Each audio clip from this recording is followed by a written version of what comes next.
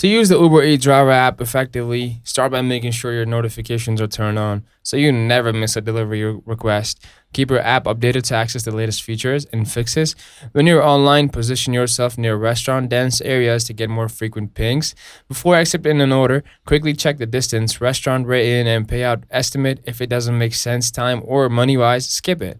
Efficiency is key, so once accepted, use the in app GPS or your preferred navigation app for the fastest routes and traffic updates. So communicate through the app if needed, like when a restaurant is running late or if you can't find the customer. It keeps things professional and protects you. After delivery, rate the experience honestly and just move on quickly to the next one. And check your earnings, quests, and promotions regularly in the app. Use the trip planner or heat maps if available to find hot zones. And finally, track your online hours versus your actual delivery time to understand your peak productivity. If this helped you, give the video a thumbs up, subscribe for more Uber Eats driver tips, and drop a comment with your favorite in-app trick.